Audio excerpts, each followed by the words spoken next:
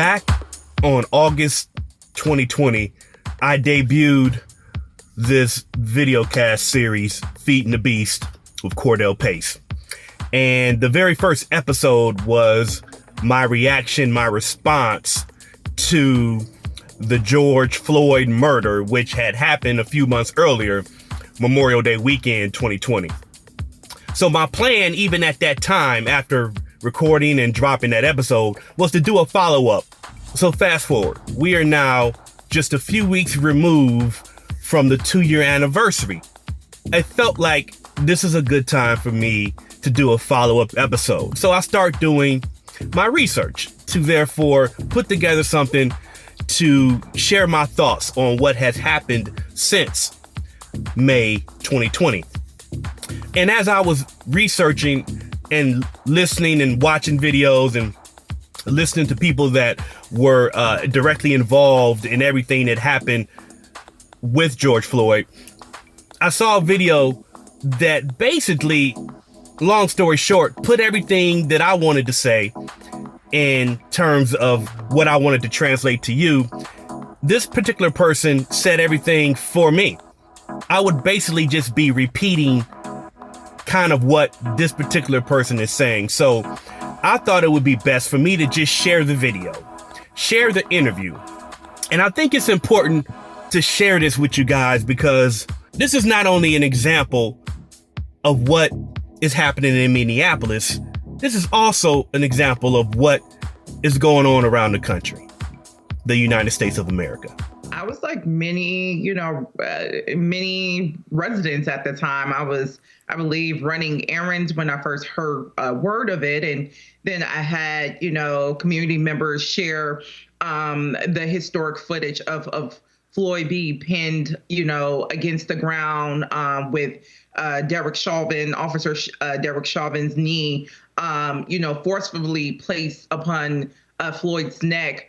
That image in itself forced me to pull over. And I just remember being in a deep paralysis and shaking and crying. And, as you noted in my intro, I've been an organizer in Minneapolis. And unfortunately, a lot of my organizing work has revolved around police related murders of Black people, from Jamar Clark to Philando Castile. And, I was there with Philando Castile watching as, St. Anthony and their officers washed the blood off the sidewalk or the street. And now here I am watching George Floyd be killed like millions of others around the world. And of course, just was forced into a pause of, all the things that have transpired that led to that moment, the failure of our leadership to really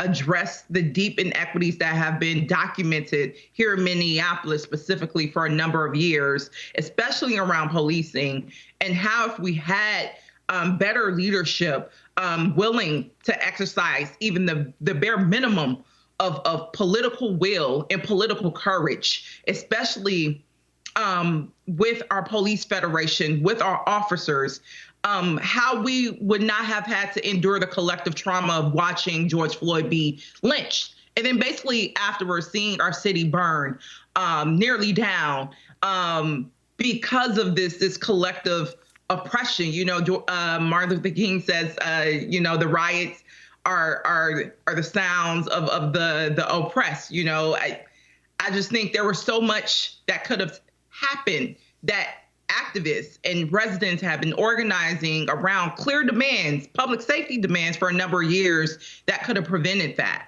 And just the unknown of what was actually going to come in the wake of everything that transpired here in Minneapolis after George Floyd, and now being in this position of power and saying 2 years later, we have not made much progress. Actually, if there was a way to go backwards, we've done it. And that's disheartening to say in this current moment where we're honoring such a historic moment in not only U.S. history, but global history. As you noted, his murder sparks a national movement, one of the largest civil rights movements in U.S. history. And that will go on to prompt actions and protest in more than 50 countries around the world. And to be able to sit here as an elected official who ran, in the wake of organizing for justice for George Floyd, being tear gassed by our police in the midst of all that, and now have to see our leadership continue to fail, to rise to the occasion, to prevent another Black person from being murdered, another working class person from being murdered. We have failed to rise to that occasion even 2 years later. And it just makes you think, what does it take to get justice for Black lives at this point? Well, and I wanted to ask you, in the wake of those protests after George Floyd's murder, there did seem to be some attempts by political leaders, not only in Minneapolis but around the country, to institute some changes. There was a reduction of the police department budget initially in Minneapolis, but as often happens with these protests, the system figures out a way to basically let the movement spend its energy and then seizes back its power. I'm wondering how that happened specifically in Minneapolis. How did the movement backwards occur? I think, for one, I do want to note there was never a reduction in police funding. There's been, years of efforts from residents to say, let's transition dollars from MPD into other, holistic social services that actually deals with the root causes of crime.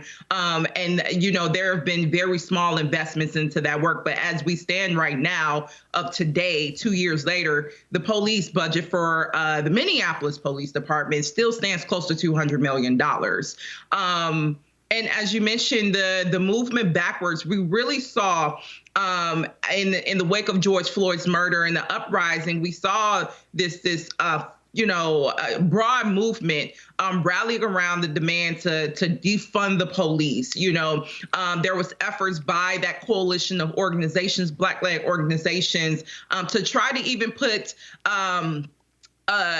something on the ballot that would have allowed us to basically dismantle the police department as it currently stands and create a new Department of Public Safety that would have, not replicated many of the racist and violent components of policing as it currently stands.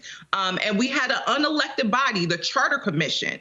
And we've seen this play out throughout all levels of government. When we tried to pass 15 federally, we had the Parliamentarian Commission come in and say no. So we always have these unelected bodies that are able to assert themselves and block the changes that working class people are demanding. We had that with the Charter Commission. They delayed that. And then that forced our movements to have to look into putting a charter amendment forward for the following year, which was our election year. And what we saw was the status quo of Minneapolis fight tooth and nail to keep any transformative change around public safety from coming into fruition. And when I say fight tooth and nail, some of the things that they did was build a broad coalition of some of our most powerful big business actors. We're talking about the chambers of commerce, the downtown council. They formed these PACs where they pull millions of dollars together to do, repeated media blitzes saying that, this demand would get rid of police, it would defund the police. And also we're seeing somewhat of a rise in community violence at the time, and they were leveraging, the justifiable pain and trauma that many of our working class Black residents were experiencing as as it related to that community violence, and saying, look, you can't have transformative change and be able to keep your community safe. So you have to pick two. Either you're going to keep the cops to keep the bullets from flying, from keeping babies from dying, or you're going to have a new model of public safety, and that's too risky. So let's just keep the cops as they are. So we had this whole powerful coalition that was tied into election year. So you had a number of candidates who were tying themselves to this anti-public safety amendment, pro-policing agenda. Our current mayor was also at the helm of a lot of that, and basically saying we don't need to make any major changes. All we need to do is trust that our current police chief at that time, a well-respected Black man, from St. Paul and Minneapolis. We just need to trust him to carry out the reforms necessary to rein in the racist and terrorizing dynamics of MPD that led to George Floyd's murder. Let's just trust him to do that. Don't trust these crazy activists.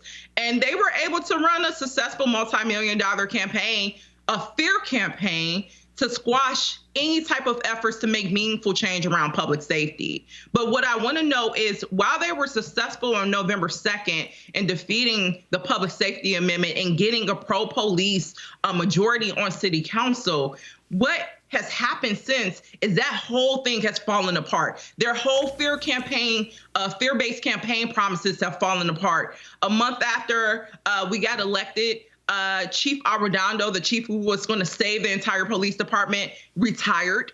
In February, Minneapolis residents watched another police killing of a young man by the name of Amir Locke while he was sleeping in an apartment at 6:30 a.m. Mind you, the officers involved in shooting that young man while he was sleeping have not been charged, and charges will not be brought forward to those officers, and they will likely come back on the force to police our communities.